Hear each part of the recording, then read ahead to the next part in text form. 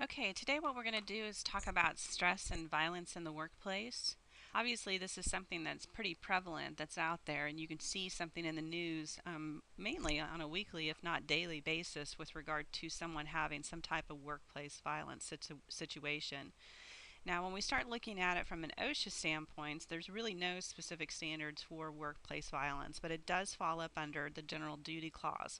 And so what's happened is the courts have actually interpreted OSHA's general duty clause to mean that an employer has a legal obligation to provide a workplace free of conditions or activities that either the employer or industry recognizes as hazardous, and those hazards actually could cause death or serious physical harm to employees.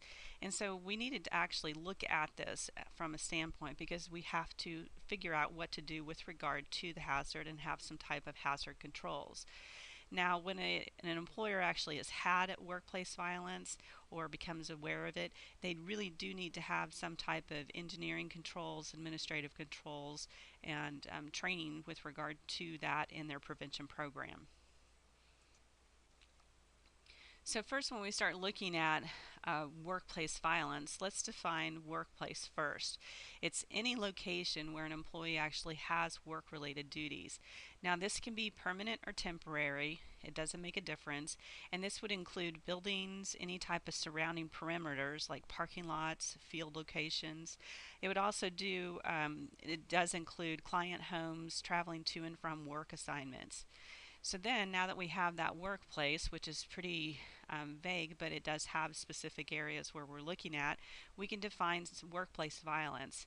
A very simplistic definition of workplace violence is any physical assault, threatening behavior, or verbal abuse occurring in the workplace. Okay, when we look at the Department of Health and Human Services definition about workplace violence, it is a little bit more, has more explanation. So we're looking at workplace violence as an action, verbal, written, or physical aggression, which is intended to control or cause, or is capable of causing, death or serious bodily injury to oneself or others, or damage to property. Workplace violence includes abuse of authority, intimidating or harassing behaviors, and threats. And so it does go into a little bit more detail, and it says that it doesn't have to cause death, or it doesn't have to be against another person. It can be against yourself. And so when we start looking at this a little bit closer, it gives us more guidance on what we're actually looking for when it comes to workplace violence. Okay, when we start looking at examples of workplace violence, they fall into two major categories. The first one is going to be physical. Obviously, that's going to be the punching, the hitting, the shoving, the grabbing somebody, anything like that. There's several different examples of it. The mental is going to be broken out into three different categories. The first being verbal, which obviously is a spoken word. So it's talking about someone, talking to them or shouting at them, that type of a thing. Nonverbal would be pointing your finger at someone. It could be, you're being very agitated, like balling up your fist or something like that. And then the last, or you can also see this lady down here with the scissors in her hand. Obviously, that's a very nonverbal message that she's holding towards that person. And then we have cyber, which cyber would be, via internet communications or computer communications. And we start looking at either social networking, or it could be to be email. Now, with this physical and mental, it can be two different types. The first one is going to be random, which is just, not something that happens all the time, or I just said that, I didn't mean to say that, something like that. Whereas intended is something that you do on purpose. Now, when we start looking at what type of workplace violence, what does it actually include? Obviously, the beatings, stabbings, suicides, shootings, rapes, near suicides, physical traumas, threats or obscene phone calls, intimidation, harassment of any nature, being followed, sworn at, or shouted at, and then they would also include terrorism under this as well. So we start looking to see of who possibly could be violent in a workplace violence situation. And this isn't just limited to coworkers, but also acquaintances, family and friends, customers, people who come into the facility that you're at, criminals, any of those would be included up underneath that. Now, OSHA has actually designated some high risk occupations. Obviously, police, any type of guards, taxis, bartenders, mental health professionals, retail. They also say late night establishments, that type of thing. Okay, so what I want you to do is take a moment and actually watch this video. And there will be a question on the test. So you might want to get out a piece of paper before you actually watch this and give me your thoughts on this. It's a workplace in the workplace violence training video, which is very good.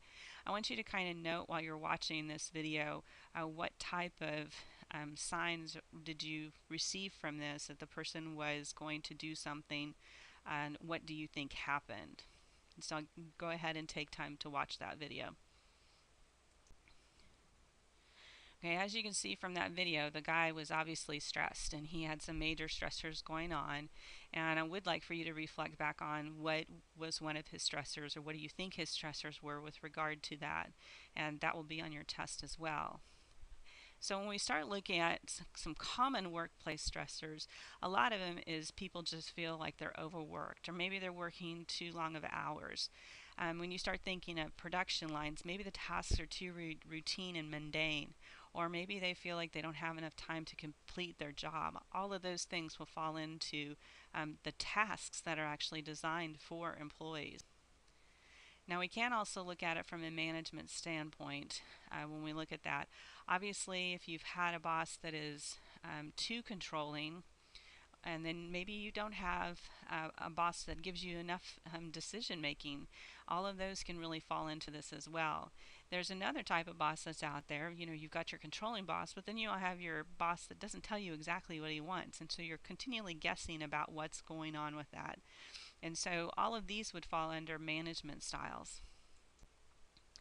When you start looking at stressors as well, this can come from internally from the person, and this can be their interpersonal relationships. So this can be people at home that they're worrying about, or it could be maybe that they're looking at their in social environment. Maybe they do not have enough money, or they're having some issues. Like we talked about Maslow's hierarchy of needs previously.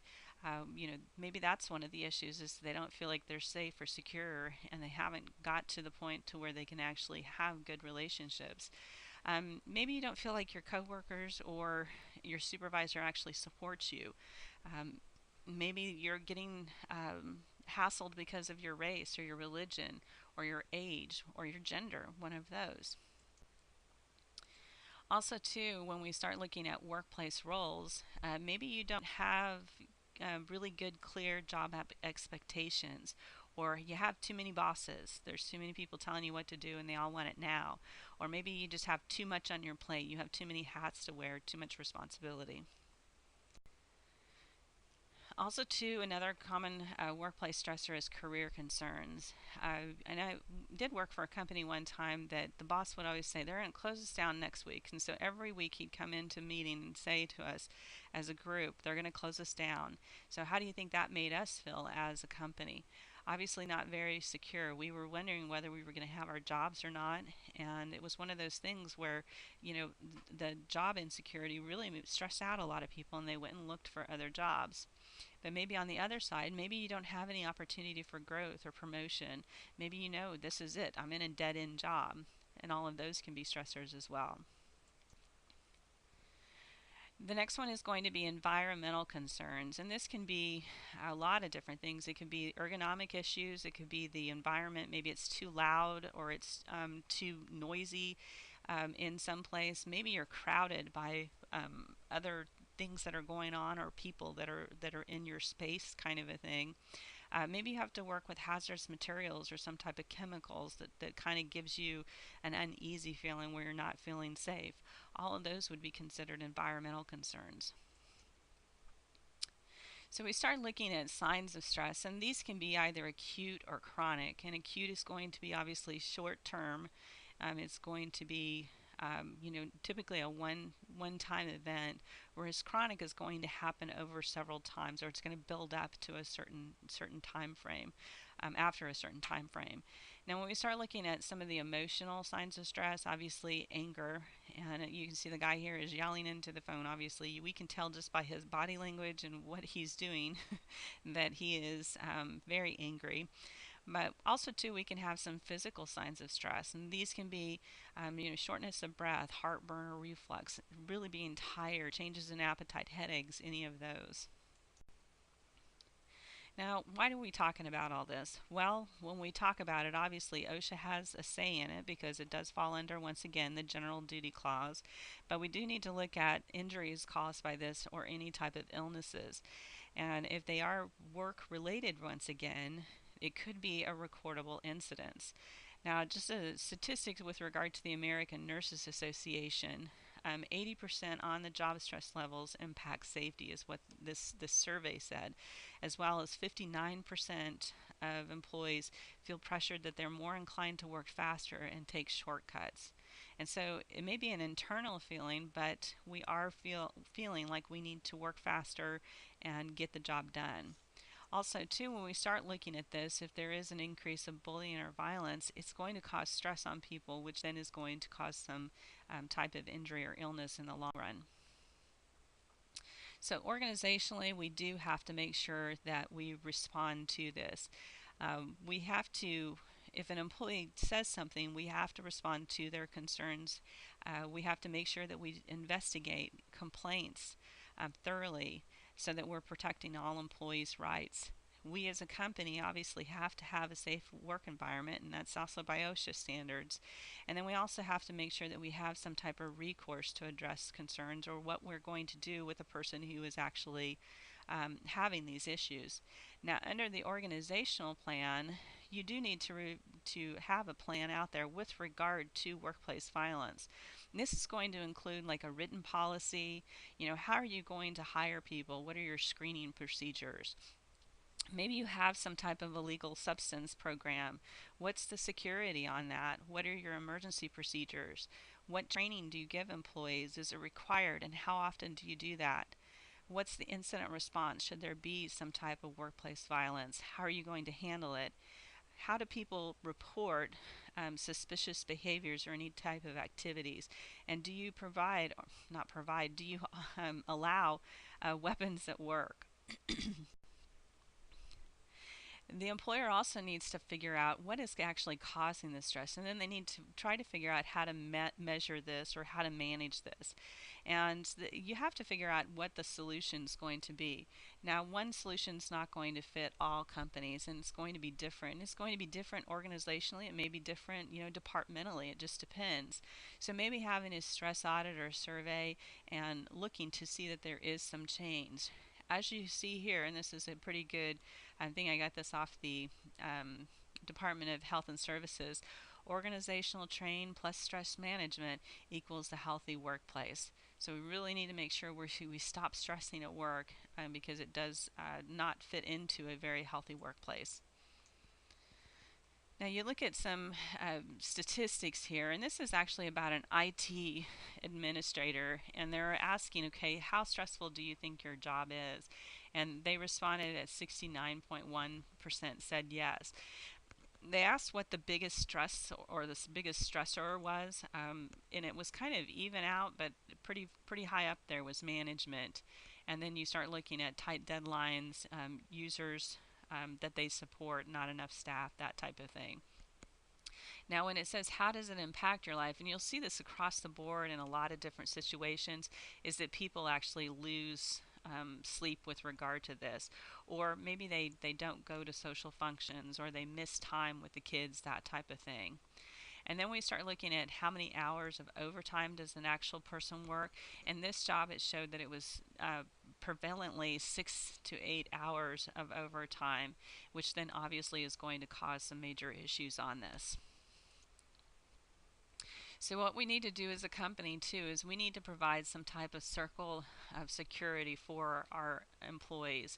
And the first thing we need to do is obviously do some training with regard to self-awareness. Maybe train them on the situational awareness and say if this happens, this is what we're supposed to do. Environmental, and then also how do you respond to specific situations.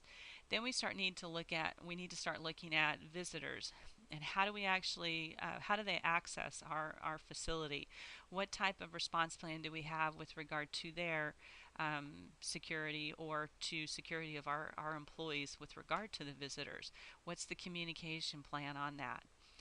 We also need to look at big picture as well, looking at security, the lighting, how do people get from one place to the other.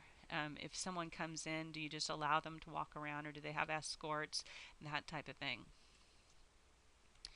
So when we start looking at a company's change and they want to do some type of change, you really do see a lot of companies that are out there with regard to very low stress. If you've ever looked into Google, it's just amazing. You can kind of look at Google's stress-free work style as well as Zappos. They have a lot of fun parties and they do a bunch of things to reduce stress for their employees. But making sure that you actually do things to recognize people who are productive and who are doing the things like they're supposed to. Also allowing room for people to advance so that they can get from one place to another in a structure that people actually value. Now the reason I had the picture of the sea out here is that at one point I know Oprah actually took like all of her employees to Australia and she gave that to them for free and she would do annual trips. Now obviously we can't afford to do that as small companies even though we'd love for that to be done for us, but maybe having pizza parties or something smaller on a smaller scale, t-shirts, those types of things, to let people know that they are appreciated. And then finally, this is when we start talking about benefits and having those benefits available.